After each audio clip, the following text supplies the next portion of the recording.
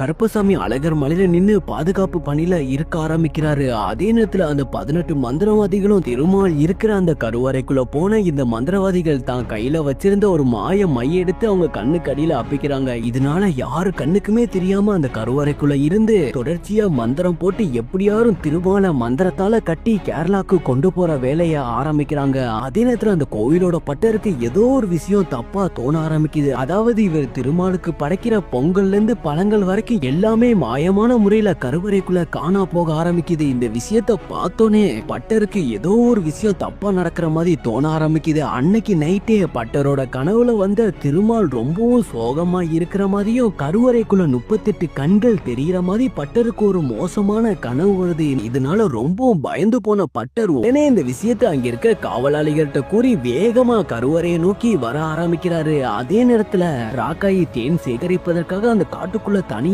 போக ஆரம்பிக்கிறாங்க. இந்த விஷயத்தை தெரிஞ்சுக்கிட்ட மருதமுத்து ராக்காய பின்தொடர ஆரம்பிக்கிறாங்க. அந்த நேரத்துல ராக்காயி கண்ணுக்கு தூரத்துல அங்க இருக்கிற ஆத்துல ஒரு கம்பீரமான உருவத்தோட மீசையை முறுக்கிட்டு கையில அருவாளோட அங்க யாரோ தண்ணி குடிச்சுக்கிற விஷயத்த பாக்குறாங்க. இந்த விஷயத்த பார்த்தோன்னே உடனே வேகமா போய் நீங்க யாருனே அப்படின்னு கேக்குறாங்க. அதுக்கு கருப்பசாமி எந்த ஒரு வார்த்தையும் சொல்லாம ஓரமா போய் நிக்க ஆரம்பிக்கிறாரு. அதே நேரத்துல ராக்காய்க்கு சந்தேகம் ஏற்பட ஆரம்பிக்குது. ஒருவேளை அண்ணே பசியா இருக்காருல, அதனாலதான் இவ்வளவு கோபமா இருக்காருன்னு நினைச்சுக்கிட்ட ராக்காயி உடனே தான் கொண்டு வந்த வத்த குழம்பு சாப்பாடு எடுத்துட்டு போய் வேகமா கருப்பசாமி கிட்ட குடுக்கறாங்க.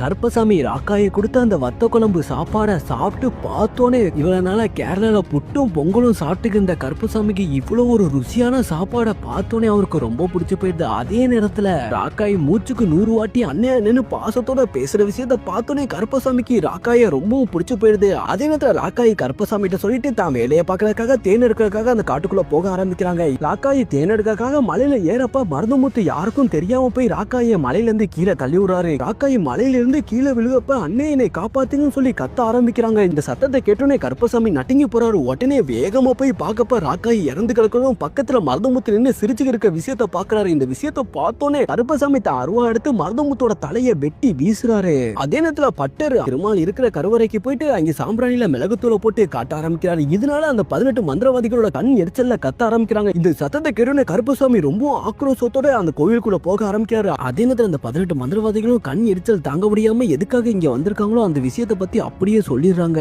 இந்த விஷயத்தை கேட்டோன்னே கருப்பசாமி நடுங்கி போறாரு. நீதியும் நேர்மையோட இருக்கிற என்ன போய் இவ்வளவு ஒரு மோசமான செயலுக்கு பயன்படுத்திட்டேன்னு சொல்லி ரொம்ப கோபமான அவரு 18 மந்திரவாதிகளோட தலையை வெட்டி வீசி இதுக்கப்புறம் அழகர் மலைக்கும் திருமாலுக்கும் நான் தான் பாதுகாப்பு, எதா இருந்தாலும் என்ன மீறிதான் நீங்க எல்லாம் உள்ள போகணும்னு சொல்லிட்டு அந்த அளவுக்கு ஆக்ரோஷத்தோட மலையில நின்று பாதுகாப்பு பணியில இருக்க ஆரம்பிக்கிறாரு. இன்னைக்கு வரைக்கும் அவர் தான் பாதுகாப்புல இருக்கான்னு ஒரு விஷயத்தை தெளிவா தெரிஞ்சுக்கங்க.